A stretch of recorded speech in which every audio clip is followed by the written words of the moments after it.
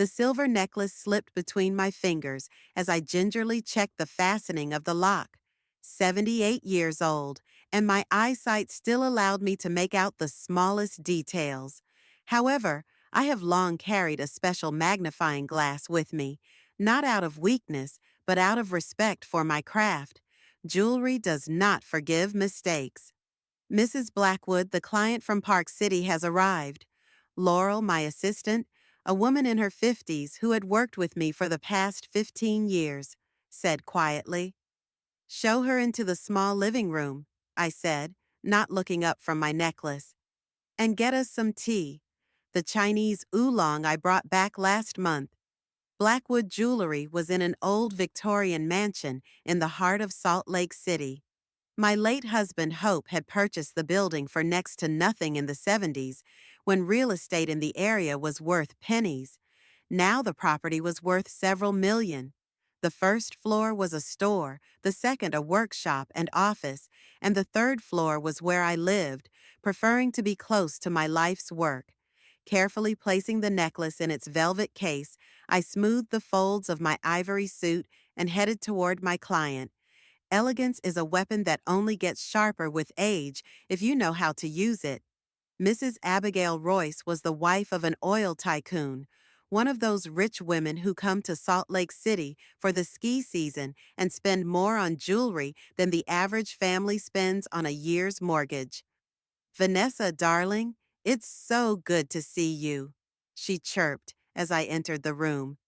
Likewise, Abigail, I replied with the smile I'd practiced over the years. I see you're interested in the necklace I mentioned in our phone conversation. Yes, yes, the one with the Paraiba tourmalines. Such a rare stone, I just couldn't resist. I opened the case and let the turquoise blue stones sparkle in the light of the crystal chandelier. Brazilian, I said, watching her pupils dilate. Mining of this mineral has almost ceased. It's getting harder to find every year, and the price is going up. How lovely! She touched the stones gingerly. Can I try it on? I helped her put on the necklace and led her to an antique mirror in a gilded frame. It was a surefire way to let a client see herself transformed before discussing price. It looks like it was made for you, I said, knowing that was exactly what she wanted to hear. Abigail admired her reflection as Laurel brought in the tea set and quietly departed. I leisurely poured the tea into the thin porcelain cups, giving my client time to take in the desire for the jewelry. How much? She finally asked, not taking her eyes off her reflection. 180,000, I said, taking a sip of tea.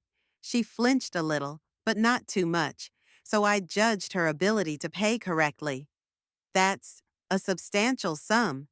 It's an investment, Abigail. In 5 years' time, it'll be worth twice as much. It wasn't just a sale. It was a dance I'd been doing for 50 years. To show value, to create desire, to make you feel the exclusivity of the moment.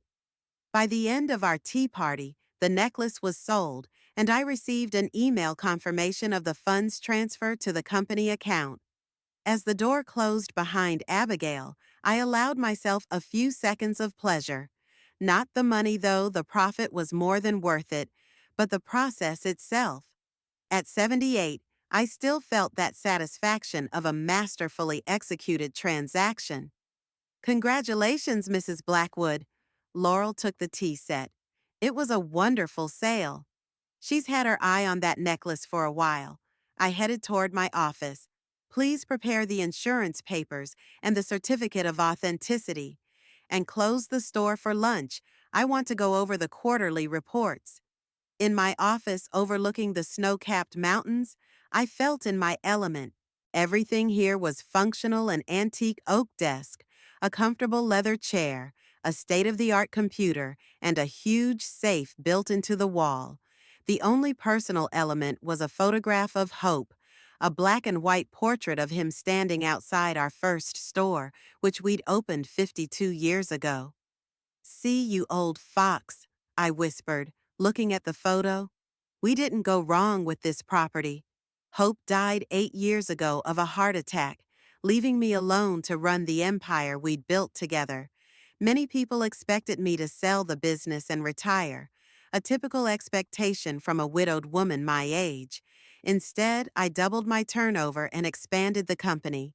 As I reviewed the reports, I noted that the third quarter had been particularly successful, with sales up 30% over last year.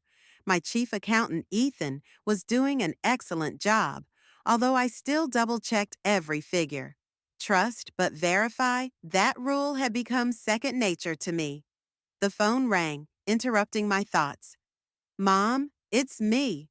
Paisley's voice sounded unusually high-pitched. "I know who it is," I answered, leaning back in my chair. "Is something wrong?" "What makes you think something's wrong?" Resentment slipped into her voice. "I just wanted to talk." "Paisley, you're calling me in the middle of the day. Usually you prefer to communicate via text, and that's on holidays." There was a pause. Our relationship with our only daughter has always been complicated. Paisley grew up in the shadow of a business that demanded most of my time and attention. Hope was soft. He pampered her, and I insisted on discipline and responsibility. As a result, she grew attached to her father and distant from me. "Okay," she finally said. "I'd like to meet. I have a business proposition that might interest you." "Business?" I raised an eyebrow, though she couldn't see it. "What kind of business?" "I'd prefer to discuss it in person. Can we have dinner tonight?" I mentally reviewed my schedule. Tonight was free, except for watching the new British detective drama I'd been putting off for a week. "Okay. Would 7 p.m., Cooper's at 7, be okay?" Actually, I was thinking something a little less formal. Maybe at your place? That was unusual. Paisley hadn't been to my apartment much since she married Ennis 5 years ago. "As you wish. I'll order dinner from Olive Garden." "Don't bother, I'll bring something," she replied quickly. "See you tonight, Mom." After the call, I stared out the window for a while longer.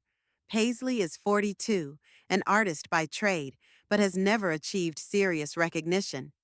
Ennis worked in the video game industry, as a programmer or something. I'd never taken much interest in the details of his career. He seemed like a typical member of a generation that valued comfort over ambition. I went back to work, but thoughts of the upcoming meeting kept me from concentrating. A business proposal from Paisley? What could it be? For the life of her, she had shown no interest in the family business, preferring creative fulfillment, as she called it. The rest of the day passed in the usual worries. I checked a new shipment of emeralds from Colombia, interviewed a young jeweler who wanted to intern in our workshop, and signed a contract with a supplier from Antwerp. At 6 sharp, I closed up store and went up to my apartment to prepare for my daughter's arrival. The apartment reflected my personality: elegant, functional, uncluttered, dark wood floors, cream-colored walls, antique furniture, understated accents in the form of artwork, most of which had been acquired during my and Hope's travels. I changed into a homemade but impeccably elegant cashmere suit and prepared a carafe of water and glasses.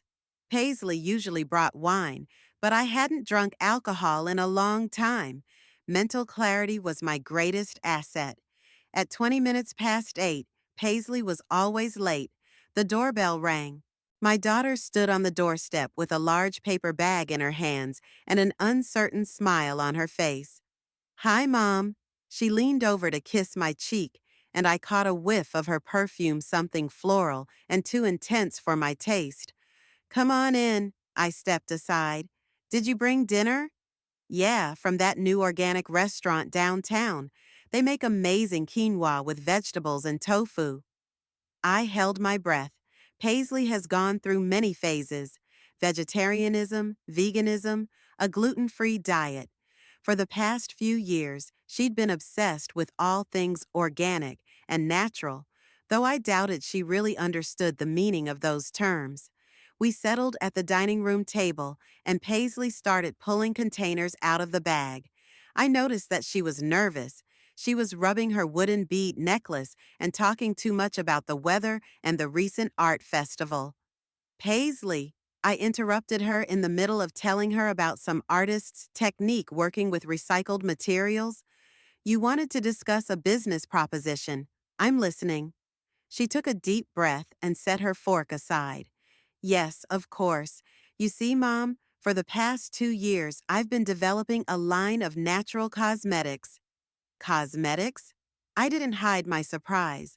You never mentioned it. I wanted to be sure before I told you. Ennis and I worked a lot on the formulas, testing the products. I use only organic ingredients, many of which I grow myself. I studied her face closely. Paisley looked really excited. Her eyes were shining, her cheeks flushed. I hadn't seen her like this since she'd won her first art award in college. What does that have to do with me? I asked bluntly. We're ready to launch a business. We have product prototypes, a business plan, a marketing strategy. Ennis has even created a website and online store.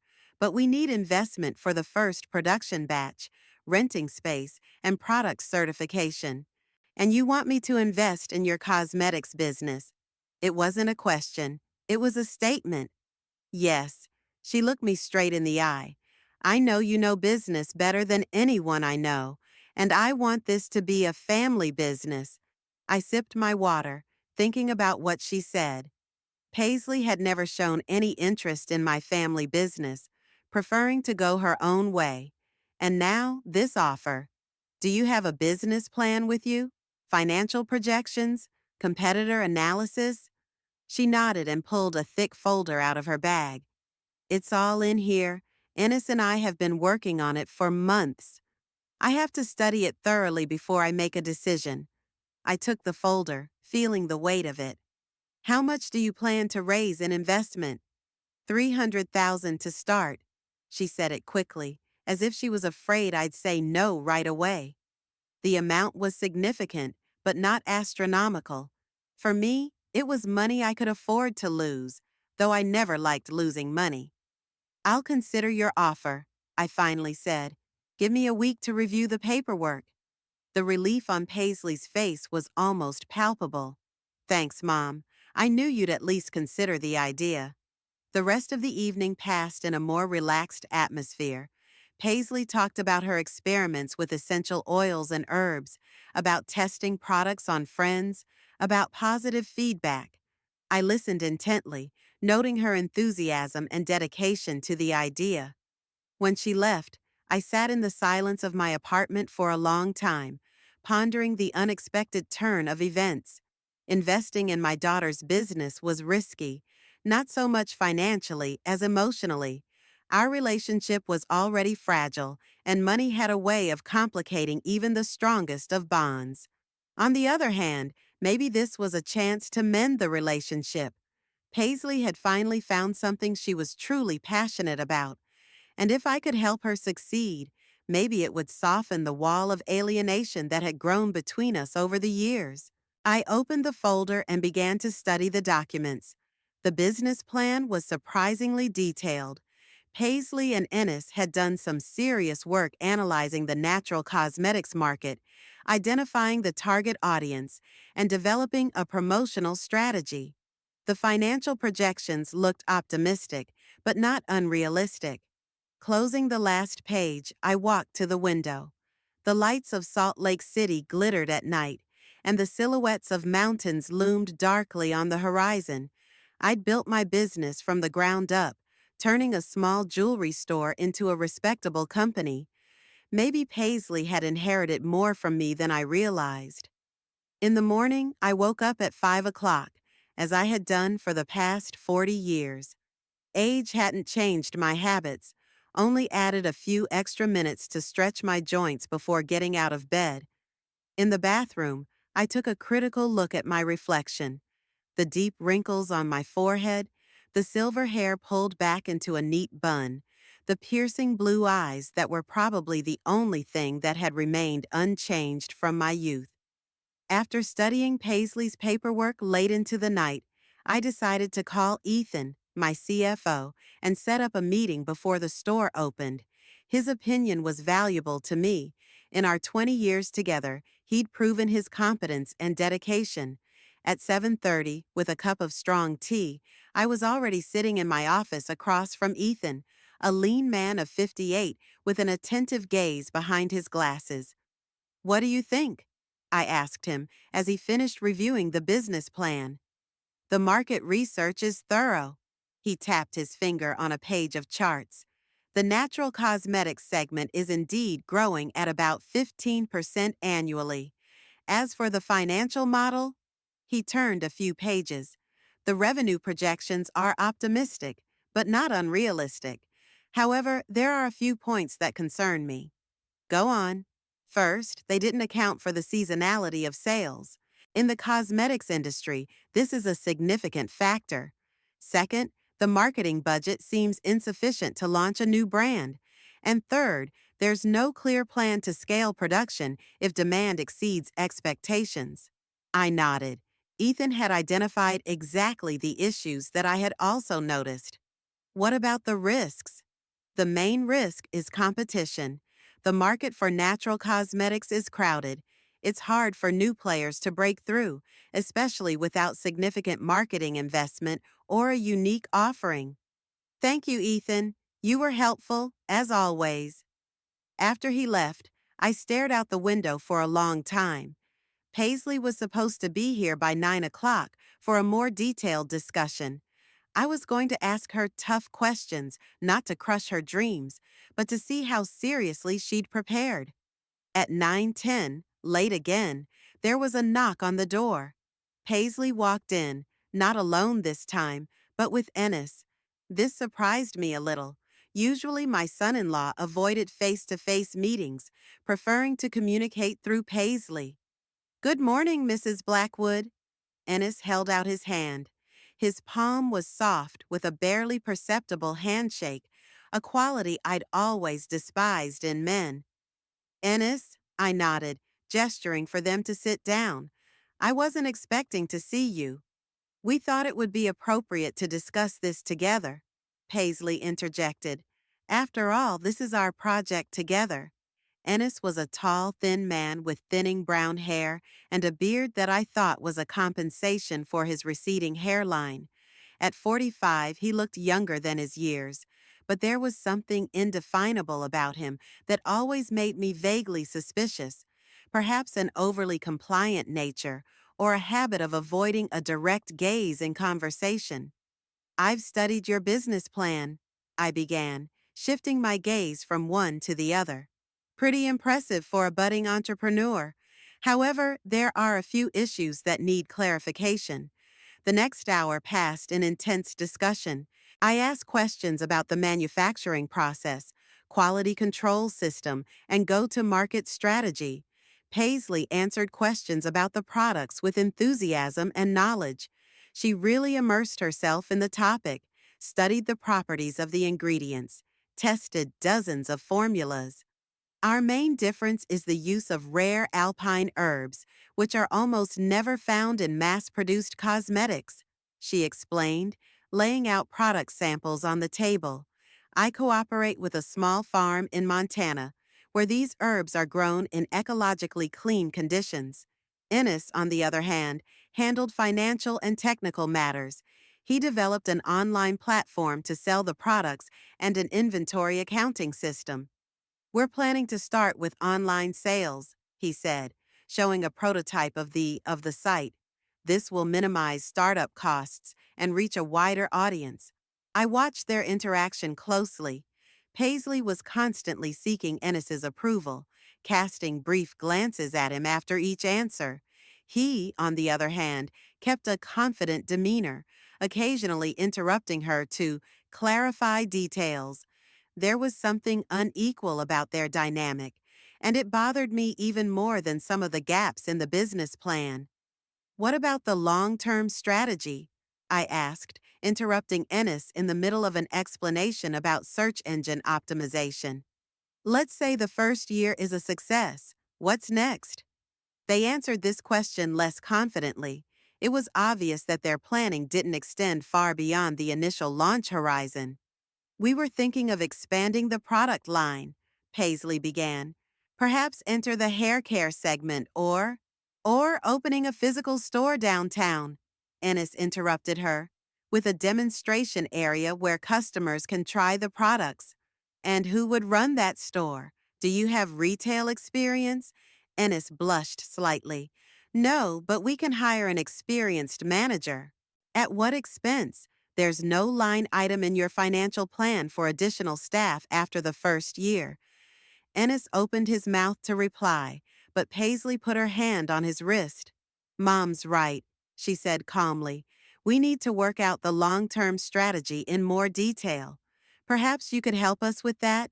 You have a lot of experience in business development. Her words caught me off guard. Over the past 20 years, Paisley has rarely asked for my advice or help. She was always eager to prove her independence, even if it meant withholding support. I remembered the day of her graduation from art college. Hope and I had offered to help her open her own art studio. She declined, saying she wanted to make her own way. I'm not suggesting that you become our partner right away, Paisley continued, misinterpreting my pause. Just some initial counseling. I'll think about your offer, I finally replied. But before I make a decision, I'd like to see a revised business plan that takes into account the comments I've made. Ennis was obviously disappointed. He had expected an immediate answer. Paisley, on the other hand, seemed relieved. Of course, Mom. We'll finalize the plan and come back in a few days. After they left, I called an old friend, Douglas Price, an attorney specializing in commercial law. We had known each other for 40 years, and I trusted his judgment. Douglas, I need advice on an investment agreement, I said without preamble. Vanessa, what a pleasant surprise. I could hear the smile in his voice. Are you going to invest in some new project? Maybe, in my daughter's business. There was a short pause. Mixing family and business is a risky business, Vanessa. Are you sure it's wise? That's why I'm calling you. I want the agreement to protect my interests, even if I have to deal with my own daughter. We agreed to meet the next day, and I went back to my normal routine, but thoughts of Paisley's proposal kept me going. In the evening, sitting in my apartment with a glass of herbal tea, I looked through old family albums, a habit that had developed after Hope's death. In one of the pictures, Paisley was about 5 years old. She was standing in the workshop, watching Hope work on a bracelet with a serious expression. Her little fingers were reaching for the tools, her eyes shining with curiosity. I remembered that day. Paisley asked if she could make a bracelet for her doll. Hope gave her a small piece of silver wire and showed her how to bend it. She was so focused, so patient for her age. At that moment, I thought maybe she had inherited my business acumen and his creative gift, the perfect combination for a jewelry business. But life took a different course. The older Paisley got, the more she resisted any attempts to involve her in the family business. It's your passion, not mine, she declared at 16 when Hope offered her a summer internship at the store. And now, so many years later, she came to me with a business idea. Not with empty dreams, but with a solid plan, product samples, market research. Something had changed in her, a determination I'd never noticed before. 3 days later, Paisley and Ennis returned with a revised business plan. They had incorporated most of my comments, added a seasonality analysis, adjusted the marketing budget, and developed a more detailed scaling strategy.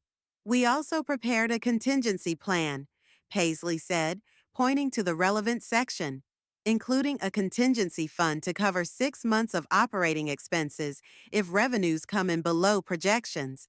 That impressed me. Paisley has always been a creative person, hovering in the clouds. To see her so practical, thinking about reserve funds and operating expenses, was unexpected. I shifted my gaze to Ennis, who sat with a smug smile. It was obvious that he considered the matter settled. I'm ready to invest in your project, I said at last. But on certain conditions. Ennis's smile faded a little. What conditions? First, I want 30% of the company in exchange for the investment.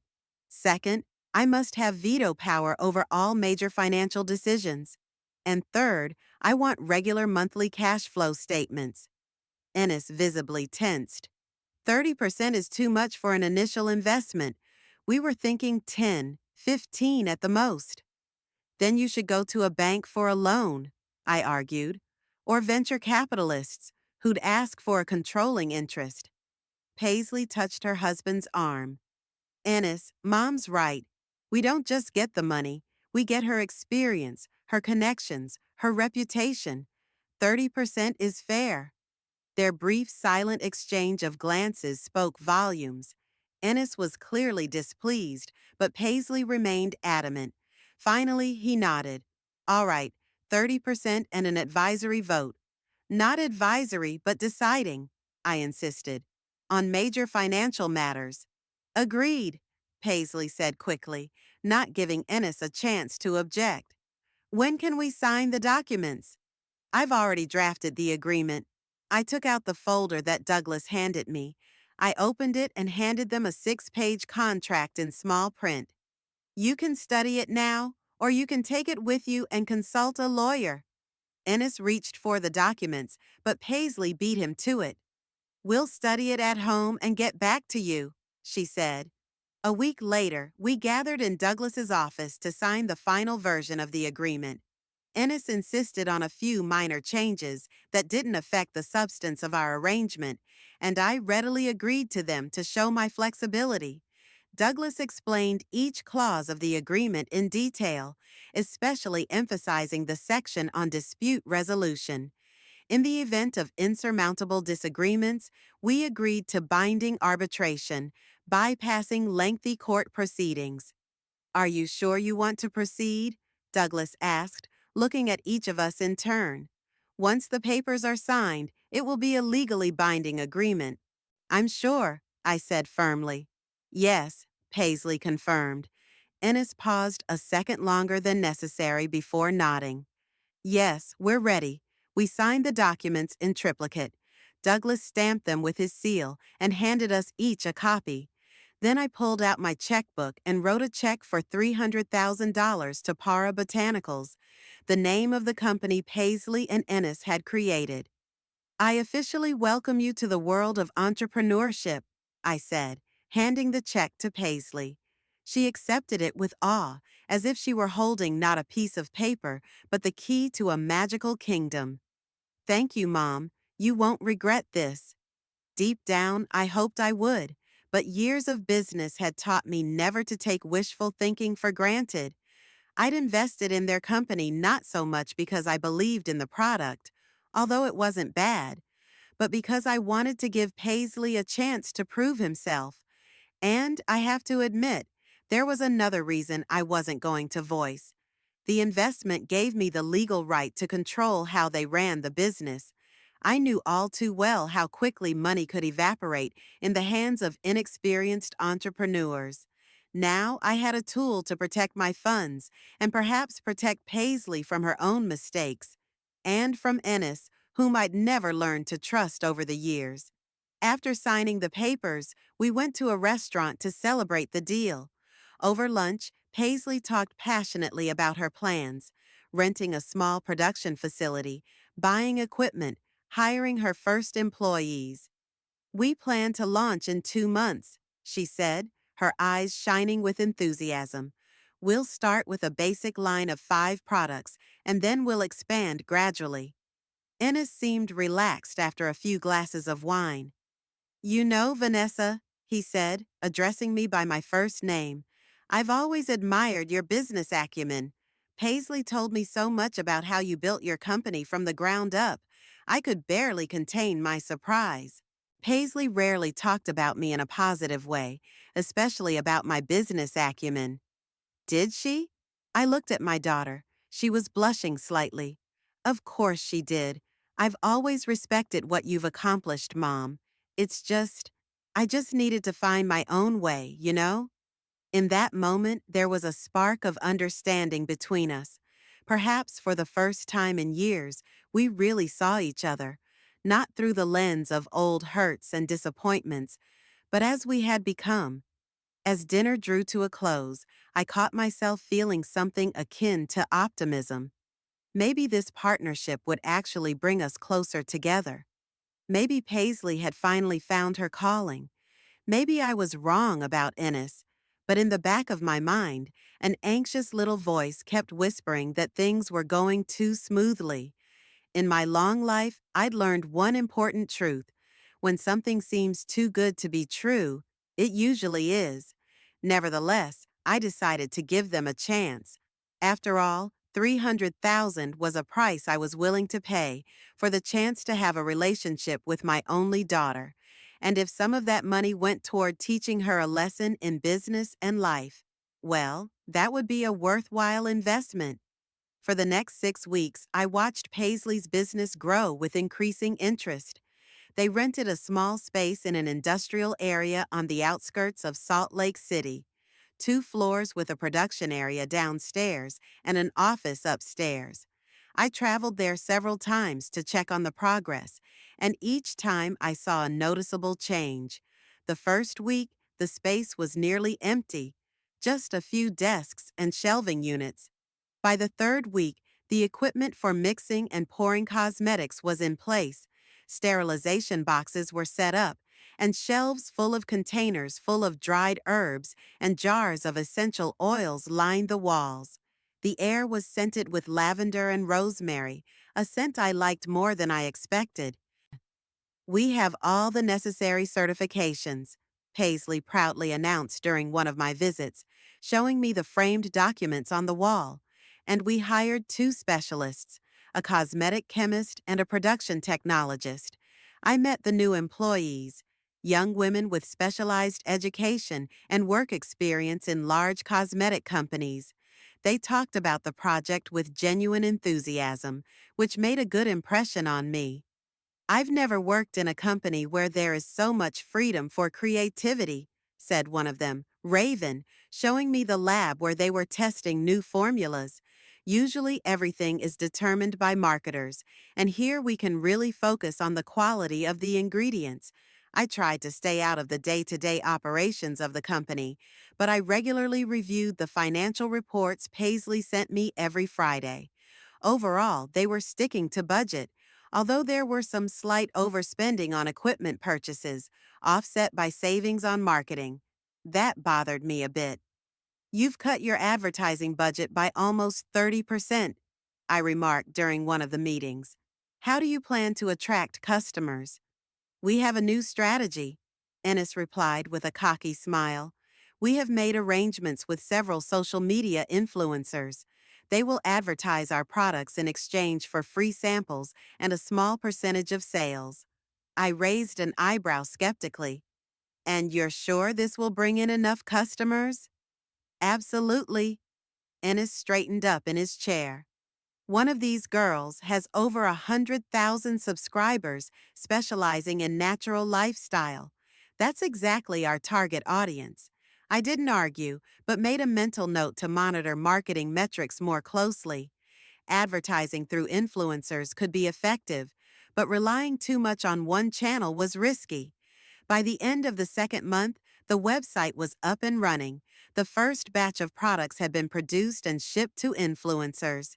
Paisley was glowing with happiness as she showed me the beautifully packaged jars of creams and serums. Look, Mom, this is our flagship product, a revitalizing mask with alpine herbs. She opened the jar, and I smelled a pleasant herbal scent. Try it on your hand. I applied a small amount to the back of my hand. The texture was pleasant, and the scent was subtle and natural, without that chemical note that is often present even in expensive cosmetics. Not bad, I admitted. What's the cost of production? Paisley grumbled a little. She didn't like it when I shifted the conversation from the creative to the financial. About $30 a jar at our current production rate.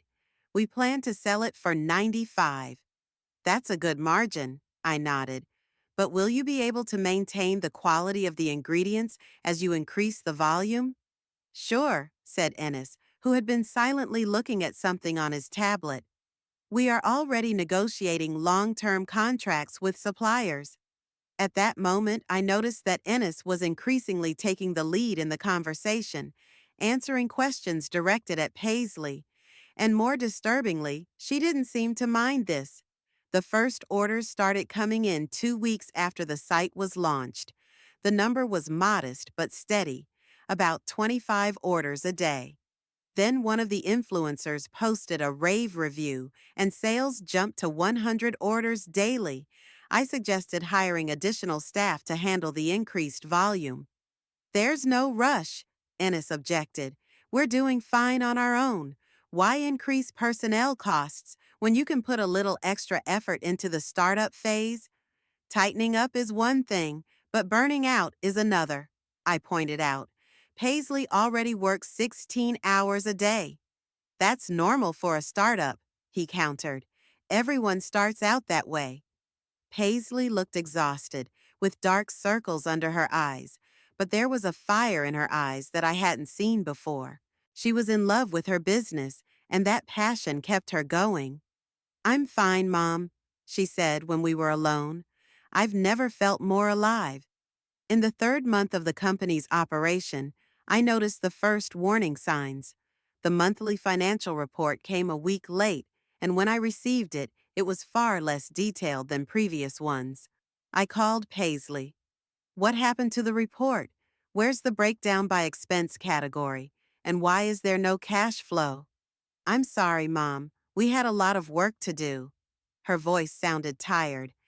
Ennis said it was more important to focus on order fulfillment than paperwork. Ennis said, I didn't hide my irritation. What does the agreement we signed say? Monthly full financial statements aren't just paperwork, they're a prerequisite to our partnership. I know, Mom. We'll provide a full report in the next few days. But the full report never came. Instead, I got a brief summary with total income and expense figures. When I tried to insist on more detailed information, Paisley started avoiding my calls. Concerned, I decided to make a surprise visit to their office. As I pulled up to the building, I noticed a brand new sports car in the parking lot that I hadn't seen before. Inside the room was bustling with activity, several young men packing orders, two sitting at computers. Paisley was nowhere to be seen, and Ennis was sitting in a glass office on the second floor. The sign on the door read, Director. Director? I asked the girl who escorted me upstairs. Since when? Since last week, she answered uncertainly, sensing my displeasure. Mr. Coleman had officially been named CEO of the company. I knocked on the glass door. Ennis, who was on the phone, looked up, and a look of annoyance flashed across his face, quickly replaced by a strained smile. He gestured for me to come in. Jeff, I'll call you later, he said into the receiver and put the phone down. Vanessa, what a pleasant surprise. What brings you to us? Lack of full financial accountability, I replied, wasting no time with pleasantries. And, as I see it, some organizational changes that I wasn't made aware of. Ennis leaned back in his chair, an expensive leather chair I hadn't seen before. Yes, we've restructured the company a bit for greater efficiency. Paisley is now focused on product development and creative direction, and I've taken over operational management. And this decision was made without consulting me? Let me remind you that according to our agreement, any major organizational change requires my approval. We didn't consider it a major change, Ennis shrugged. Just a formalization of what was already happening in practice. I'd always handled the business side and Paisley the creative side. I looked around the office, new furniture, expensive equipment, minimalist Scandinavian-style design. All of it had cost a lot of money. Was a new car in the parking lot a necessary business decision too? I asked coldly. Ennis blushed slightly. It's a corporate car for meetings with clients and partners. It creates the right image. Where's Paisley? At a meeting with the suppliers. Should be back in an hour or two. I sat in the chair across from him. Then we have time for an in-depth conversation about finances. Show me the full statements, right now. Ennis was clearly hesitant. They're not quite ready. Then show me what you have, I insisted. You keep records, don't you? Or does the money just come and go without any control? Reluctantly, he turned his computer to me and opened a file with a table. I scrutinized the figures. The income looked impressive, almost 50,000 last month, but the expenses raised questions. Large sums were labeled consulting services and marketing expenses without any detail. What's 15,000 worth of consulting services? I asked, pointing to the line. We engaged experts to optimize the production process, Ennis answered without looking me in the eye. What kind of experts? Is there a contract? Technical specifications? Of course. He started going through the papers on the table. It must be here somewhere. I knew he was lying. In half a century in business, I'd learned to recognize untruths. But before I could push any harder, the door opened and Paisley walked in. She looked surprised to see me. Mom, we weren't expecting you today. Obviously, I replied dryly. I've been trying to get a full financial report from you for 3 weeks. I had to come in person. Paisley cast a quick glance at Ennis, who shook his head faintly. We've been very busy, she began, launching a new product line, negotiating with retailers, and buying corporate sports cars, I added, and restructuring the company without consulting an investor. Paisley straightened, a cold glint in her eyes that I'd only seen in the mirror before. Look, Mom, I appreciate your investment, but this business is mine. My idea, my passion, my work, and my money, I reminded her. $300,000 in case you've forgotten. And the terms were clear, full financial transparency and joint key decision-making. We're making progress. Paisley raised her voice. Sales are growing every week. We have new clients. We got an offer from a chain of organic stores. That's great. I remained calm. But success doesn't cancel our agreements. I want to see full reports, including all contracts, payment documents, and statements of accounts. And I want to be consulted before making decisions on executive appointments. Ennis stood up and walked over to Paisley, putting his hand on her shoulder in a protective gesture. Vanessa, perhaps we should rethink the format of our cooperation, he said with feigned politeness. Business is very dynamic, and the need to coordinate every decision can slow down our progress. The format of our cooperation is defined by a legal agreement. I stood up too, and I don't need to agree on every decision, only the key ones, as we agreed. And who determines which decisions are key? Paisley asked defiantly. You always thought you knew best, always in control. That's why I left home at 18. It was a sore spot, the moment our relationship finally soured. Paisley went to study in another state, choosing a college far away from Salt Lake City, and since then has only come home for holidays, and not all of them. I'm trying to protect your interests, I said, staying calm, and my investment. No, you're trying to control me like you always do. Paisley crossed her arms over her chest. You know what, Mom? Thanks for the funding, but I'm in charge here. Go away. We'll do fine without your advice and control. Ennis looked a little concerned at the harshness of her words, but I could see the satisfaction in his eyes. He'd accomplished what he'd done, driven a wedge between me and my daughter, gotten control of the company and the money. I slowly packed my bag, outwardly calm, though inside I was seething with anger and frustration. Okay, Paisley, I'll leave. But remember, the legal agreement still stands, and if its terms are violated, the consequences could be severe. Threatening us with a lawsuit? She grinned bitterly. Typical of you. I'm not threatening, just reminding you of the facts.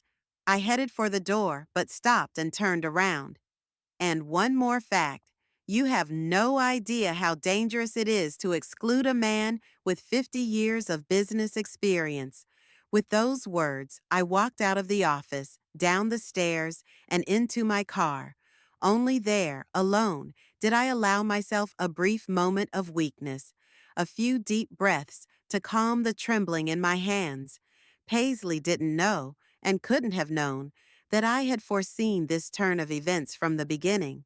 In my many years in business, I'd seen many partnerships destroyed by greed and selfishness, and while I hoped things would be different with my daughter, a part of me was always prepared for the worst.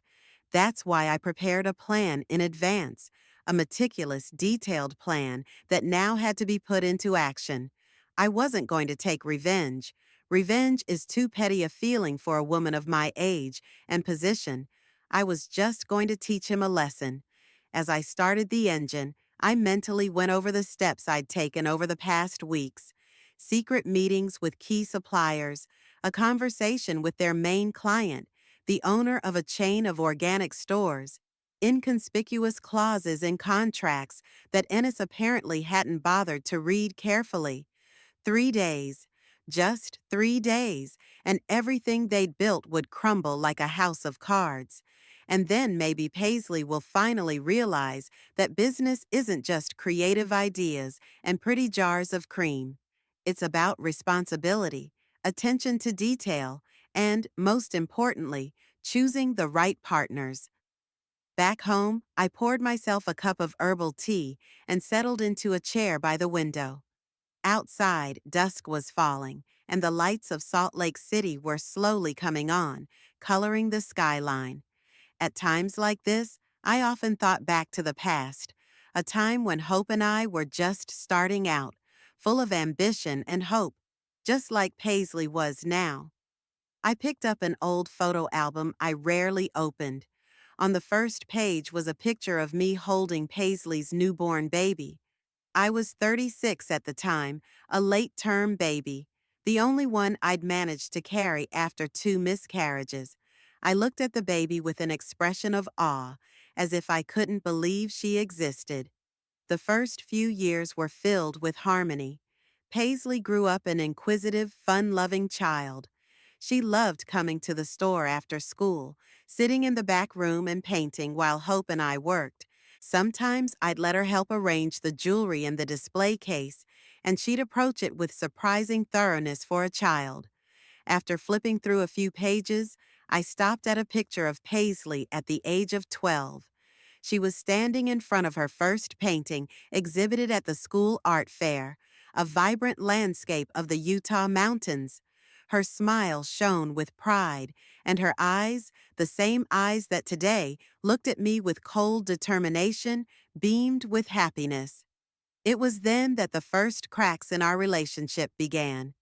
Paisley showed obvious artistic talent, and I, wanting the best for my child, insisted on specialized lessons, a rigorous class schedule, and regular practice. I hired the best teachers, sent her to summer art camps, and planned her development with the same care with which I ran my business. "You're suffocating her, Vanessa," Hope said. "Kids should be playing, experimenting. Don't turn her hobby into a chore." But I didn't listen. I saw the potential, and I felt it was my duty to help her realize it. How often parental love takes forms that children perceive as control and pressure. The next photo captures Paisley at 16, teenage rebellion in full swing. Dyed black hair, somber makeup, defiant posture. We fought a lot during that period, over her grades, over inappropriate friends, over the time she spent doing what I thought were pointless classes instead of preparing for college. "You always know best, don't you, Mom?" she yelled during one of our arguments. "Always deciding for everyone, controlling every move. Why don't you just program a robot instead of a daughter?" Those words hurt me deeper than I realized. I was indeed a demanding mother, but everything I did was out of love. I wanted her to avoid the mistakes I myself had made. I wanted to give her the advantages I was deprived of at her age. But Paisley saw my concern as an infringement on her freedom. Every suggestion I made, every advice I gave, became an occasion for resistance. Hope often found himself between us, trying to smooth over conflicts. He was gentler, more patient, willing to let Paisley work out her own kinks, and she reached out to him, shared the secrets she kept from me. I closed the album, not wanting to reopen old wounds. How many times in the last 20 years had I wondered where I'd gone wrong? Could I, with my principles intact, have found a different approach? Or was our conflict inevitable, a clash of two strong characters, too similar to coexist peacefully? I remembered a turning point in our relationship. Paisley had received offers from two universities, the prestigious business school I'd dreamed of for her, and a little-known art college on the other side of the country. "You're wasting your potential," I said when she announced her choice in favor of art. "A business school degree will open all kinds of doors for you. You can do art in your spare time." "I don't want to do it in my spare time," she exploded. "I want it to be my life, my profession. Why don't you ever listen to me?" "I do listen, Paisley, but I also see reality. Do you know how many talented artists can't even pay their rent? I want stability and success for you." "Your idea of success," she shook her head. "It always has to be your way." She left the next day without even saying goodbye. She sent a quick text to Hope saying she was staying at a friend's house and would only be back to pick up her things before she left for college. And she kept her word. And then for almost 4 years, she kept only minimal contact, coming home only for Christmas, and even then only briefly. After college, she tried to build a career as an artist in New York. She lived in a tiny apartment in a dysfunctional neighborhood, scraping by on odd jobs. I offered to help, but she refused. Her pride wouldn't let her admit that I was right about the difficulties of an artistic career. And then Hope died. Suddenly, of a massive heart attack. Paisley flew in for the funeral, pale, gaunt, droopy-eyed. In that moment, I put all resentment aside and just hugged her, and she snuggled up to me like she did when she was a little girl. "What are we going to do without him, Mom?" she whispered, and there was so much confusion in her voice that my heart sank. "We'll move on," I answered, just as he would have wanted. After the funeral, she stayed in Salt Lake City. She said it was temporary until I got over the loss, but I suspected New York wasn't holding her so tightly anymore. She found a job at a local gallery, rented an apartment, tried to get back to creating. That's when she met Ennis at some creative event. He worked for a video game company and had come to the gallery with some friends. Tall, with an inviting smile and ingratiating mannerisms, he charmed her from the first time she met him. I remember our conversation when she first brought him to dinner. "He's special, Mom," she told me privately, her eyes shining. "He understands me, supports my creativity, believes in me." I remained silent, though my inner voice warned me of something uncertain. There was something too smooth, too right about Ennis, as if he were playing a role rather than being himself. They were married a year later, a small ceremony in the mountains. I paid for the wedding, though Paisley insisted that a modest celebration was enough for them. By then, our relationship had grown warmer, not as close as I'd hoped, but at least we could talk without mutual recrimination. Finishing my tea, I put the album aside and walked to the window. The lights of Salt Lake City glittered in the evening, like a scattering of jewels on black velvet. I wondered if Paisley was still working in her office or had already returned home. Had she and Ennis discussed our fight? After today's confrontation, I had no doubt that their business was doomed. It wasn't just my plan, but the fundamental mistakes they were making. Ennis was spending money on unnecessary luxuries instead of investing in growth. Paisley was too absorbed in the creative side and neglected operational issues.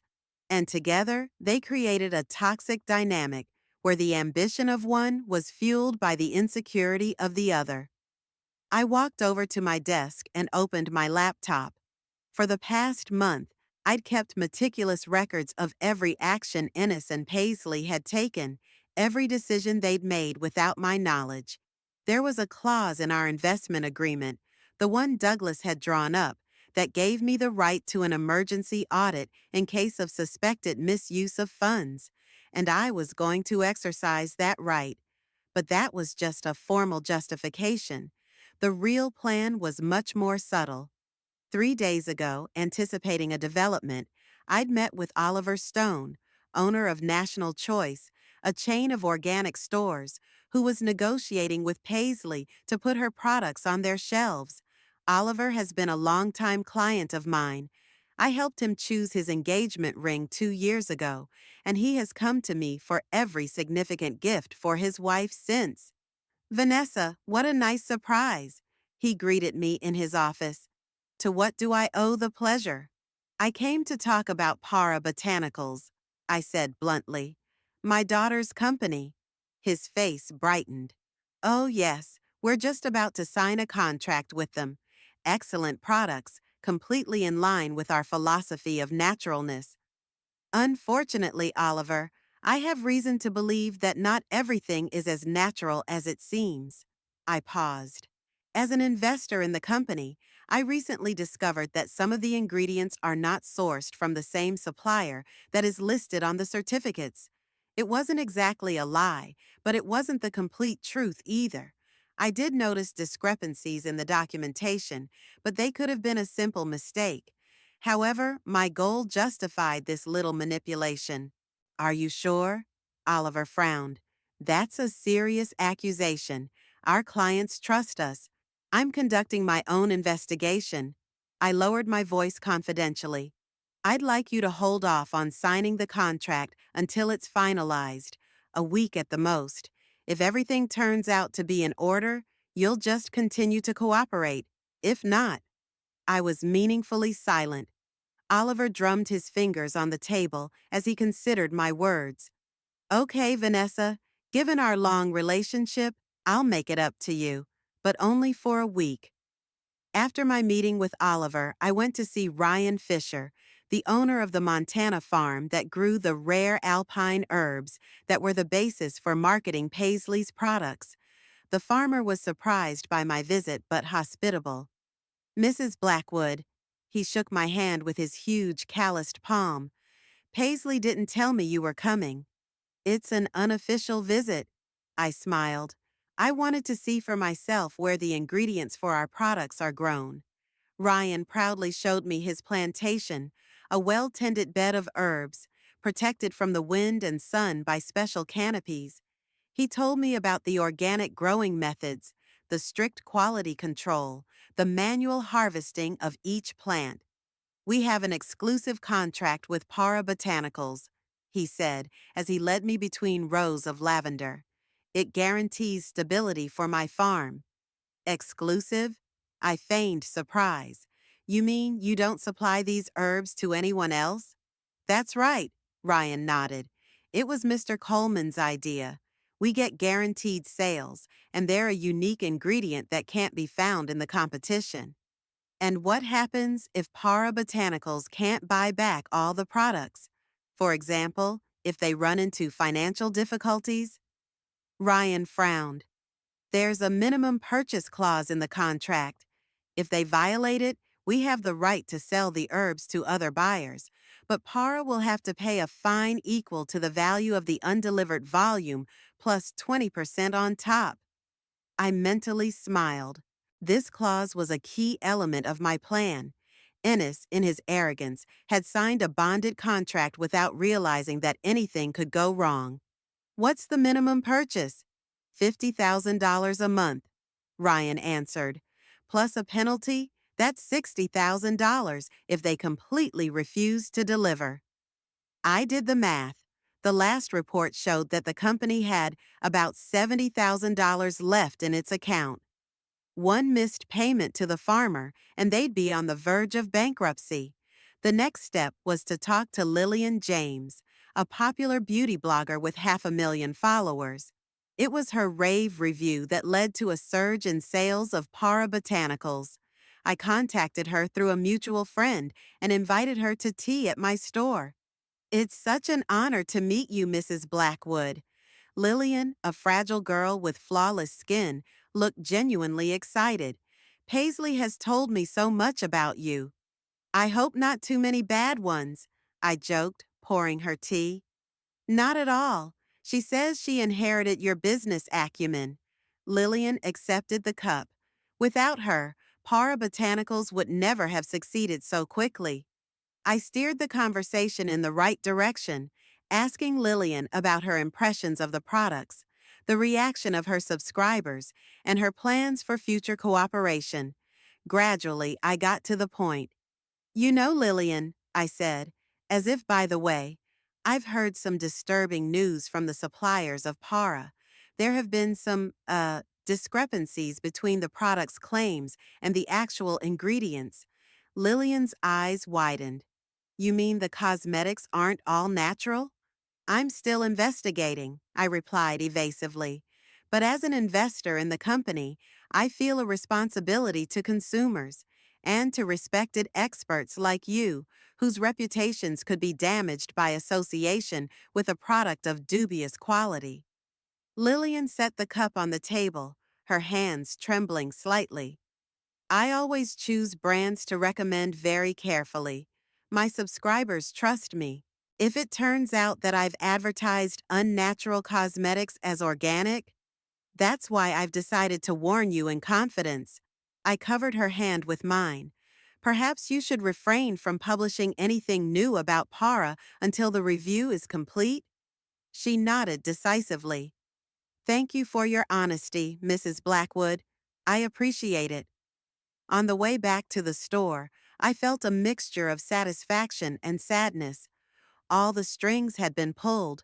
All the traps had been set. In 3 days, the collapse would come, swift and inevitable. First, National Choice would postpone the signing of the contract Paisley and Ennis had so counted on to expand their business. Then Lillian will cancel a planned post promoting the new product line, which will drastically reduce sales. Without the expected influx of funds, they won't be able to pay for the next shipment of herbs from Ryan's, resulting in penalties. What follows is a domino effect, where one crisis begets another. I felt no schadenfreude in planning for the downfall of my daughter's business, only bitterness that it had come to this and a determination to teach her a lesson before it was too late. Sometimes a person has to fall in order to learn how to get back up right. Returning to my thoughts in the present, I closed the laptop. Everything was ready. All that was left to do was wait. The day after tomorrow, Paisley and Ennis would realize that the business that seemed so successful stood on a fragile foundation, and that trust was a far more valuable asset than money or creative ideas. I knew that Paisley would be shattered by the collapse of her dream, that she might never forgive me for that lesson, but I'd rather let her lose $300,000 and a small startup now than much more in the future because of her own inexperience and Ennis's manipulation.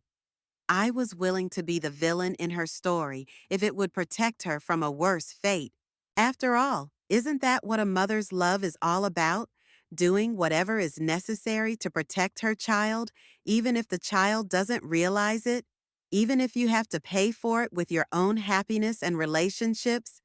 Tomorrow I will watch from afar as my plan begins to unfold, and the day after tomorrow, Paisley will learn that business, like life, does not forgive arrogance and disregard for wise counsel. On the morning of the third day, I woke up earlier than usual, at 4 o'clock. Sleep would not come. I brewed some strong tea and settled into a chair overlooking the waking city. The sun hadn't risen yet, but the sky was already beginning to lighten in the east, coloring the mountain peaks a soft pink. Today was the day of the collapse of the Para Botanicals, the day when all the houses of cards Ennis had built would collapse at once.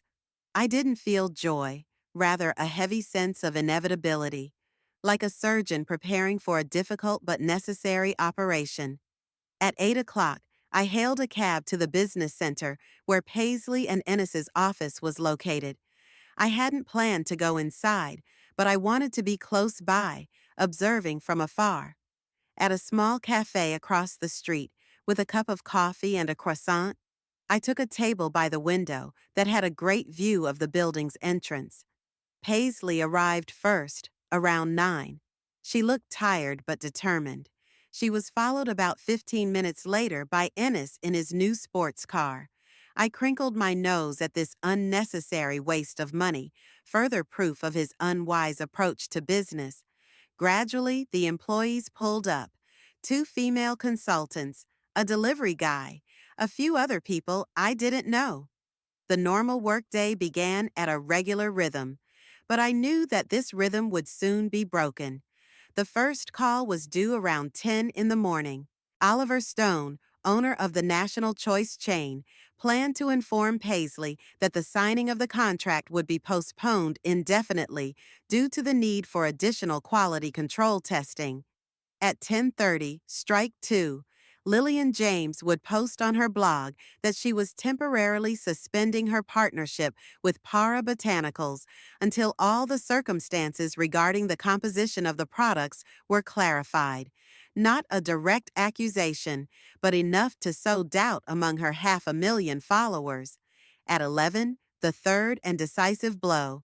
Ryan Fisher will send a notice to pay for another shipment of herbs, as per the contract, an amount they won't be able to pay, especially after the cancellation of the contract with National Choice and the drop in online sales due to Lillian's post. At exactly 10:05, I noticed the first signs of an impending storm. Ennis ran out of the building, talking furiously on the phone. His face was contorted with anger. He waved his free hand as if trying to convince an invisible interlocutor. Then he abruptly ended the call and slammed his fist down on the hood of his car. Oliver seemed to have made his call. I sipped my coffee, watching Ennis smoking nervously as he sauntered near the entrance. A few minutes later, Paisley came running out of the building. Her face was pale, eyes wide with shock. She and Ennis began to argue animatedly. He was showing something on his phone. She was shaking her head in disbelief. First crisis realized, I thought. They didn't yet realize the extent of the problem, but they already sensed that something was going wrong. At 10:25, a new scene came into view. Paisley, sitting on a bench in front of the building, was frantically typing something on her phone. Her fingers were moving fast, and she was erasing what she'd written and starting over. Ennis nervously paced the sidewalk beside her, stopping occasionally to look at the screen of her phone. They're trying to contact Oliver directly, I guessed. But Oliver had been warned and wouldn't answer. He'd left for a business meeting in another city and would be unavailable for the rest of the day. At exactly 10:30, Paisley suddenly straightened up, staring at the phone with an expression of absolute horror. Ennis snatched the device from her, stared at the screen for a few seconds, then unleashed a torrent of profanity that I could practically read on his lips even across the street. Lillian published her post, and judging by the reaction, it was even more devastating than I'd realized. She may have gone beyond a simple statement of suspension to express direct doubts about the quality of the product. It wasn't part of my plan, but I had no control over exactly how she would phrase her message. Paisley covered her face with her hands, her shoulders shaking. Crying? I felt a prick of guilt, but I suppressed it immediately. It's a necessary pain, like an inoculation that will protect against much more serious consequences in the future. Ennis dialed someone's number again, gesticulating furiously during the conversation. Then, without saying goodbye to Paisley, he jumped into his car and drove off, tires squealing. Paisley was left alone, small and lost against the backdrop of the big building. I fought the urge to go over to her, to comfort her, but that would ruin the whole plan.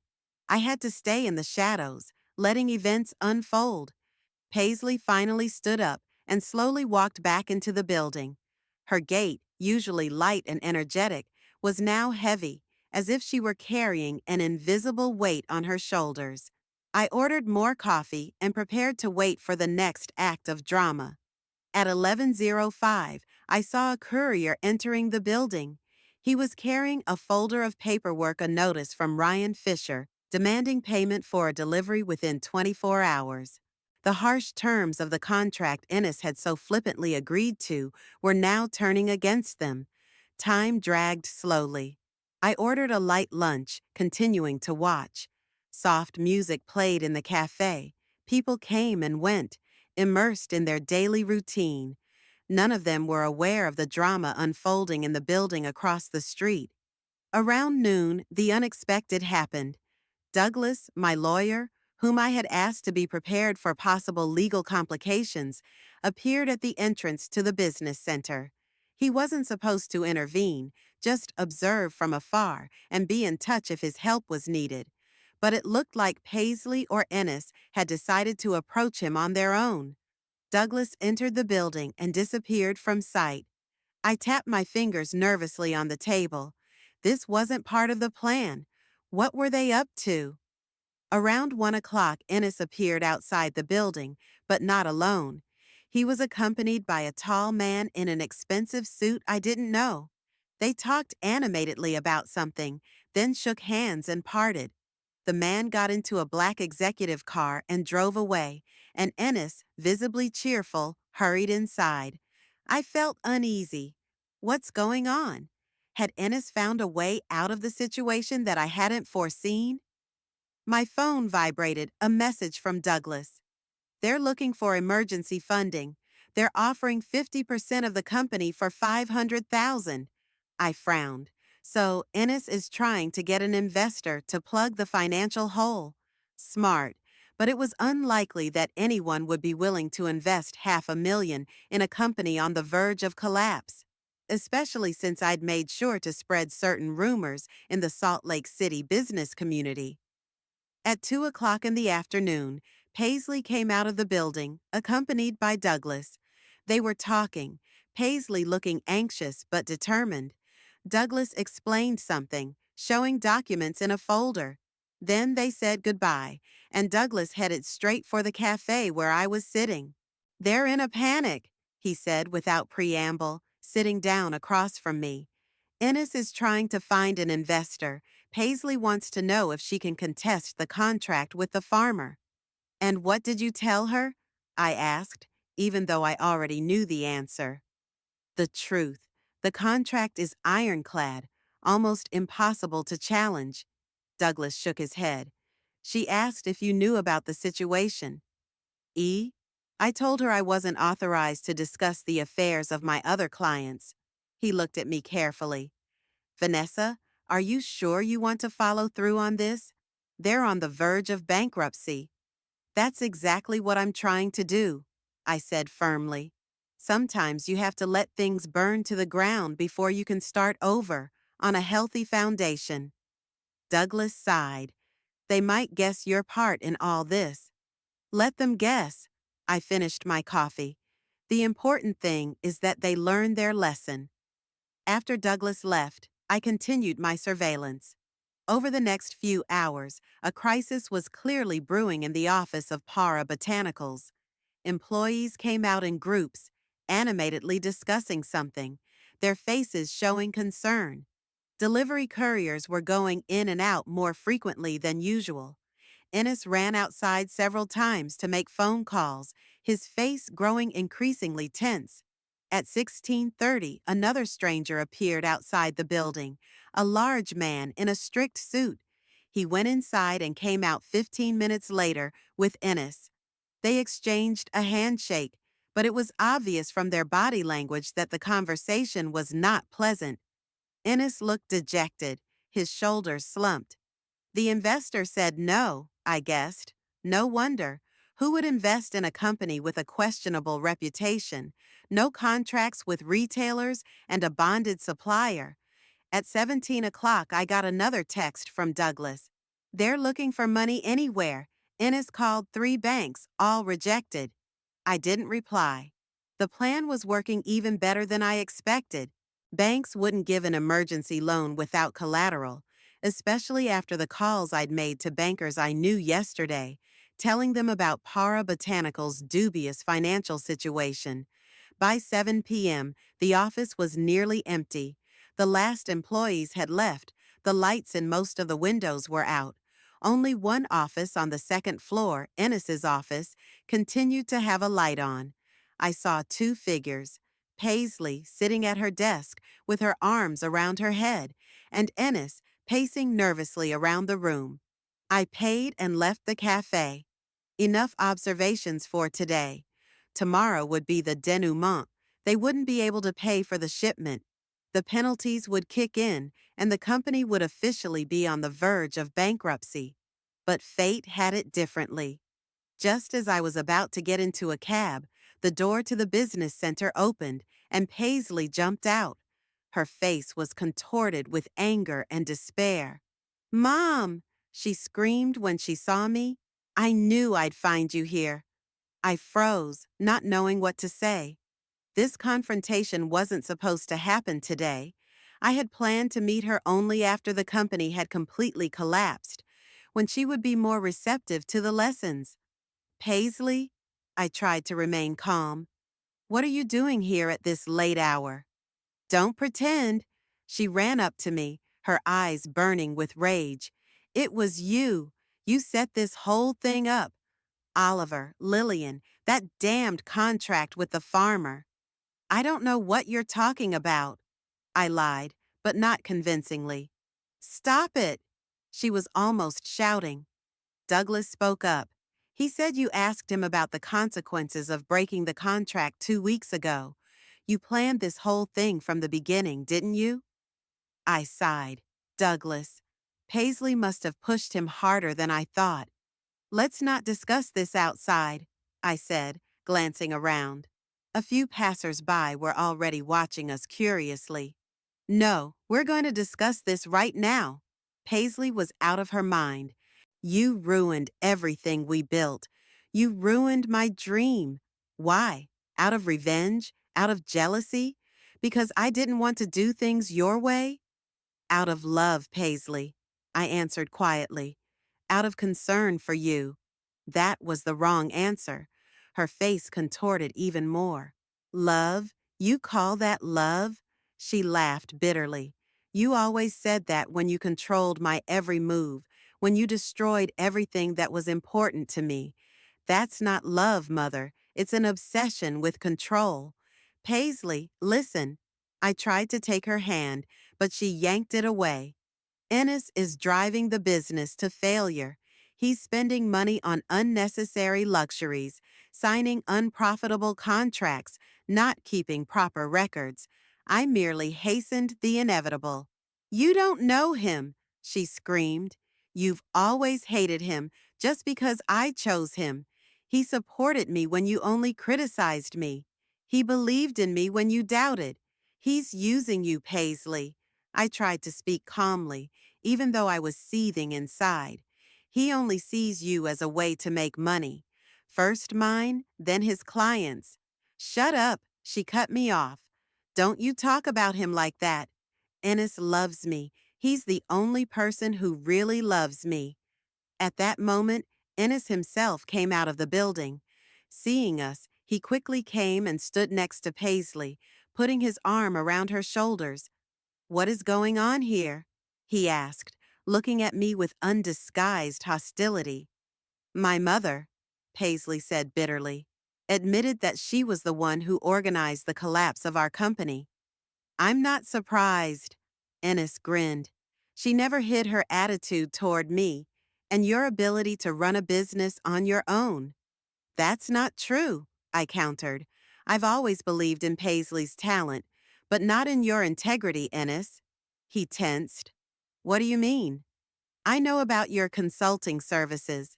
I looked him straight in the eye. About the company you registered in your brother's name that you got $15,000 from Para Botanicals for services that didn't exist. Ennis's face went pale, but he quickly pulled himself together. This is absurd. You're trying to drive a wedge between Paisley and me. But I saw Paisley pull away from him a little, a flicker of doubt in her eyes. Right, Ennis? She asked quietly. Is it not true? Of course it isn't true. He looked offended. Do you believe her over me, after everything she's done? Paisley hesitated, her eyes moving from him to me and back again. I can prove it, I said calmly. I have the documents, bank statements, company and corporation papers. Douglas got them for me. You've been spying on us? Paisley asked indignantly, but her voice was no longer as confident as before. I was protecting my investment, I replied. And you? Ennis suddenly changed tactics. Even if you were, his voice became hard. It was compensation for my work. I put all my time, my energy, my ideas into Para. I deserved that money. Compensation you hid from your wife and partner? I raised an eyebrow. That's an interesting approach to a family business. Paisley finally pulled away from Ennis, looking at him with a new expression, a mixture of disbelief and disappointment. Is it true? She asked. Did you create a shell company to take money out of our business? Ennis realized he was cornered. It was my money, he blurted out. I worked my ass off while you played with your herbs and creams. His words hit Paisley like a slap in the face.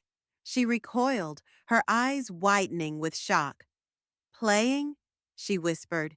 You think I was just playing? Paisley, that's not what I meant. Ennis tried to correct the situation, but it was too late.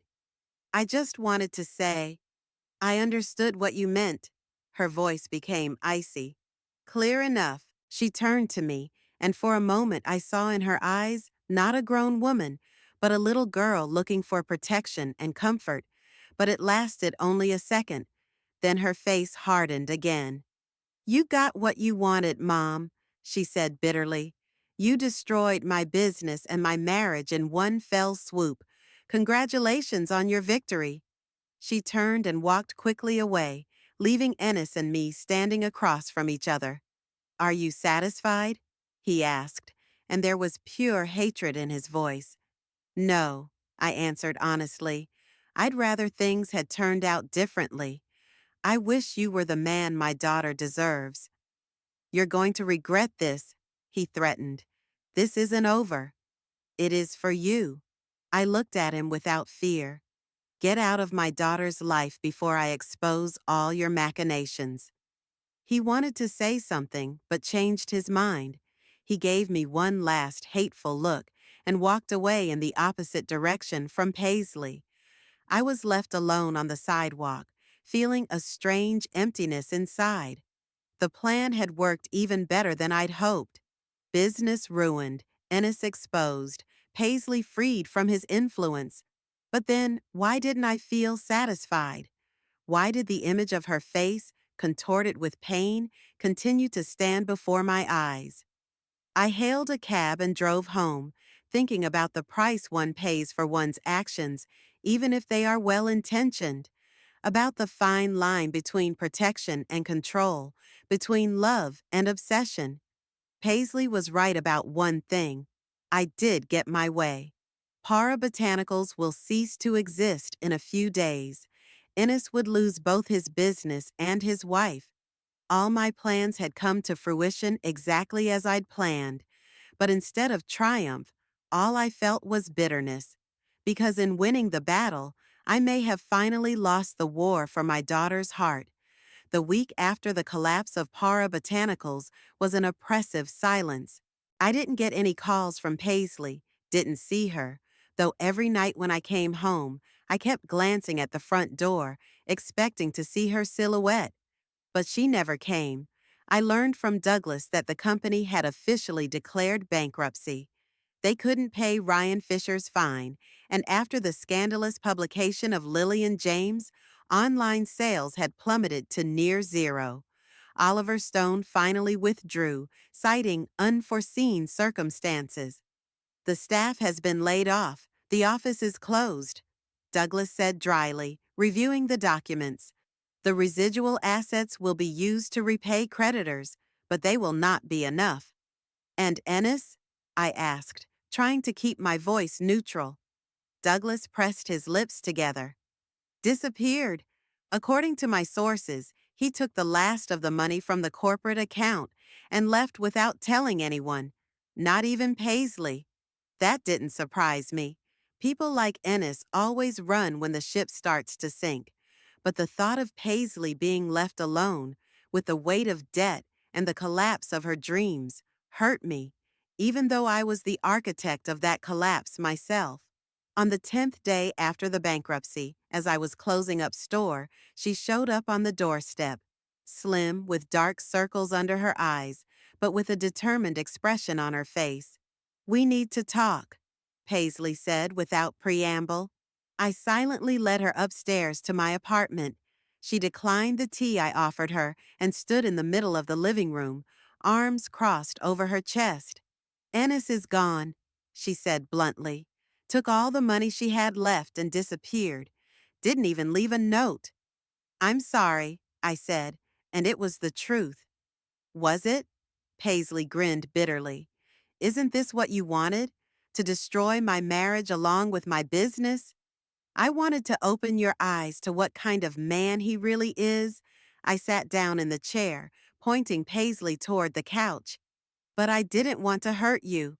"That's ridiculous." She still sat down, but kept tense on the very edge of the couch. "You deliberately destroyed everything that was important to me, and you say you didn't want to hurt me?" "I wanted to protect you from more pain in the future." I looked her straight in the eyes. "From a man who wasn't worth your love and devotion." "It wasn't your decision." Paisley raised her voice. "You had no right to interfere in my life." "Yes, I did," I said calmly. "As a mother, as an investor in your company, and as someone who saw beyond your emotional fog." She jumped up, furious again. "That's exactly what it is. This arrogance, this certainty that you always know best. You can't even imagine that I could have made my own decision, drawn my own conclusions. Would you?" I stood up too.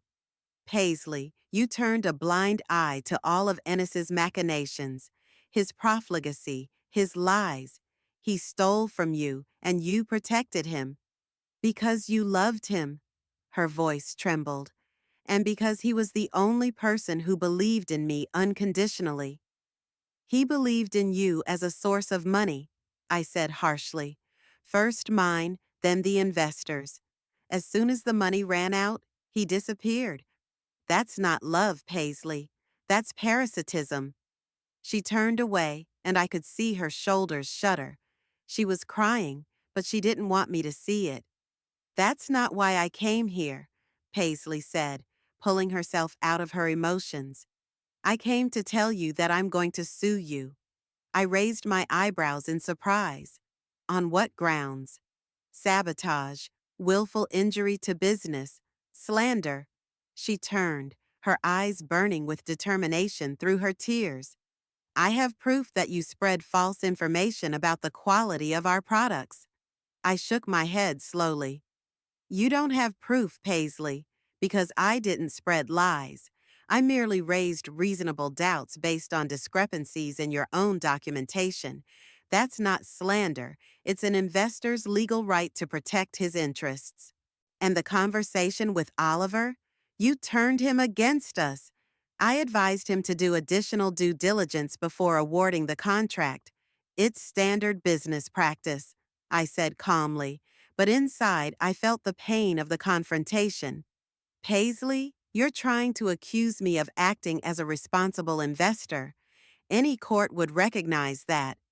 She knew I was right. There was a flash of desperation in her eyes, and then cold determination. "So you've thought this through," she said quietly. legally covered yourself. As always, the impeccable Vanessa Blackwood, always one step ahead of everyone else. I was only protecting my own interests, I said. And yours too, though you don't realize it. Paisley laughed bitterly. My interests? I'm left without a business, without a husband, with debts I can't pay off in 10 years. What interests of mine did you protect? I went to the bureau and took out a folder with documents. These, I handed her the folder. Open it. She hesitantly took the documents and began to read. As she read, her face changed from disbelief to amazement. What is this? She asked, raising her eyes. Evidence that Ennis planned to get rid of you once he had full control of the company? I sat down across from her. He was negotiating with a potential investor behind your back. He was offering his share of the company in exchange for a CEO position at his firm. You were to remain a minority shareholder with no voting rights. Paisley turned pale, the documents shaking in her hands. Where did you get this? I have my sources, I replied evasively. That's not what matters. What matters is that I saved you from a much more painful betrayal in the future. She closed the folder and placed it on the table. Even if it were true, you still had no right to decide for me. Her voice was no longer furious, only tired. You could have shown me those documents, talked to me. You could have given me a chance to make up my own mind. You wouldn't have believed me. I shook my head. You were too in love, too blinded. You would have accused me of forging documents, of trying to break you up. Paisley was silent, and I could see that she recognized the truth of my words. She really wouldn't have believed me then. What now? She asked at last. You've had your way. The company is destroyed. Ennis has escaped. What's next? That's up to you. I stood up and walked to the window, looking out at the evening city. I can help you pay off your debts, make a fresh start, or you can walk away and try to make it on your own. The choice is yours. She stood up too, walked toward me, but stopped at a distance. You really think I'm going to accept your help after all this? There was disbelief in her voice. You've destroyed everything I've built. I destroyed a house of cards, Paisley, I said softly. A building that was doomed to collapse under the weight of Ennis's lies and incompetence. I was just hastening the inevitable. I need to think, she retreated toward the door. I don't know if I'll ever be able to forgive you for this.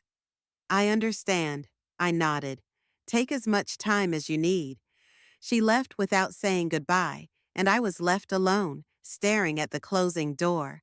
I had done what I thought was right, but the price was high, perhaps too high. A month passed. Paisley hadn't called or come by. I learned from mutual friends that she had taken a job with a cosmetics company, not as an owner, but as a consultant in product development. A modest position, but with prospects for growth.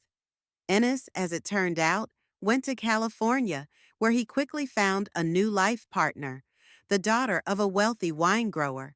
History repeated itself, but now it was not my problem or my duty to intervene. I continued to run my business as before. The store flourished, customers came and went. I made deals, tested stones, developed new collections. Everything was the same on the outside, but inside there was an emptiness that could not be filled by work or success. One evening, as I sat in my apartment, reviewing accounting reports, the doorbell rang. Paisley stood on the doorstep with a small box in her hands. Hi, she said uncertainly. Can I come in? I stepped back silently, letting her inside. She walked into the living room, setting the box on the table. I got the divorce papers, Paisley said without preamble. Ennis sent them through his lawyer, didn't even bother to show up in person. I'm sorry, I replied, though I was relieved that the man was finally out of her life. Don't be, she smiled weakly. You were right about him. He's marrying some winemaker's daughter, No time to waste. I didn't answer. What could I say? I told you so? That would be cruel and pointless. I brought something. Paisley nodded at the box. Open it. I walked over and opened the lid. Inside were several jars of creams and oils, beautifully packaged, with simple, elegant labels. What is it? A new line of natural cosmetics I developed for Nova Organics, she said, a note of pride in her voice. They gave me the freedom to create the formulas, and I used my experience from Para. But now it's done right, with proper quality control and transparent documentation. I picked up one of the jars, opened it, inhaled the familiar scent of alpine herbs. It looks wonderful, I said sincerely, and it smells the same. The line goes on sale in 2 weeks. Paisley sat down on the couch. Pre-orders have already exceeded expectations. I'm happy for you. I was really happy. Her talent was finally being put to good use, without the shadow of Ennis's manipulation. There was an awkward pause. I haven't forgiven you, Paisley finally said. The way you acted, it was cruel and unceremonious. I know, I didn't try to defend myself. But I'm beginning to understand why you did it. She looked out the window, not at me, at the evening city. You saw what I couldn't or wouldn't see, and you did what you thought was necessary. It was closer to reconciliation than I expected. I don't regret my actions, Paisley, I said honestly, but I do regret the pain they caused you. She nodded, accepting my words. I'm not ready to fully repair the relationship, she said. Too much has happened, but maybe we could start small. Dinner once a month, see where it goes. I'd like that, I replied, feeling the weight on my heart recede a little. She left shortly afterward, leaving a box of makeup behind. I stood at the window for a long time, looking out at the lights of the city, thinking about the cost of my decisions. I didn't regret what I'd done. Vanessa Blackwood wasn't the type to look back with regret. I acted what I thought was right, protecting my daughter's interests, even if it hurt her. Ennis had shown his true colors, and Paisley was now free of his influence and building a career in a respected company. But I felt no satisfaction, no triumph, no sense of accomplishment, only a quiet bitterness at the fact that sometimes you have to hurt someone you love to protect them, and the hope that one day Paisley would fully understand and perhaps forgive me. 3 months later, things hadn't changed much. Paisley and I met for dinner once a month, as agreed. The conversations were polite but superficial. We discussed her work at Nova Organics, my store, the weather, Salt Lake City news. We avoided painful topics, deep questions, real intimacy. Her cosmetics line was a success. Nova Organics offered her a promotion. She was now head of an entire new product development department. She looked better. The circles under her eyes were gone. The sparkle in her eyes had returned. She'd even changed her hair to something more elegant, more like mine. She didn't talk much about her divorce from Ennis, but I knew it was finalized. He didn't claim any jointly acquired property, probably because there was almost no property left and a lot of debt. He did claim compensation for moral damages, but the court rejected this claim. I have often wondered if things would have turned out differently if I had acted differently. If I hadn't planned the collapse of Para Botanicals, but had simply shown Paisley the evidence of Ennis's machinations. Would she have believed me then? Or would her love and blind faith in her husband outweigh any evidence? I didn't know the answer, but I had made a choice, and now we were all living with its consequences. One evening, after another dinner with Paisley, I came home and found a small package in the mailbox. Inside was a jar of cream, from the same line that Paisley had developed, but with a different label. Special edition, for Vanessa Blackwood only, it read. Attached to the jar was a note. I'm not ready to forgive yet, but I'm ready to move on. Thank you for the lesson, Paisley. I smiled through the tears that suddenly came. It wasn't a happy ending, not a full reconciliation, but it was a step forward, a small step on the long road to repairing a relationship that may never be what I wanted it to be. And in that moment, I realized an important truth. Sometimes victory doesn't bring joy, and defeat doesn't mean the end. Sometimes the most important battles are fought not for power or control, but for understanding and forgiveness. And in those battles, there are no real winners or losers, only people trying to find their way back to each other through pain, pride, and disappointment. I set the cream on the dressing table and looked at my reflection in the mirror. 78 years old and still learning, still growing, still hopeful. And maybe that's what it's all about. Not in control, not in winning, not in proving myself right. It's about the ability to change, to learn, and to keep on loving no matter what. Even if that love hurts, even if it's not fulfilling, even if it doesn't get recognized. Because in the end, that's all that matters.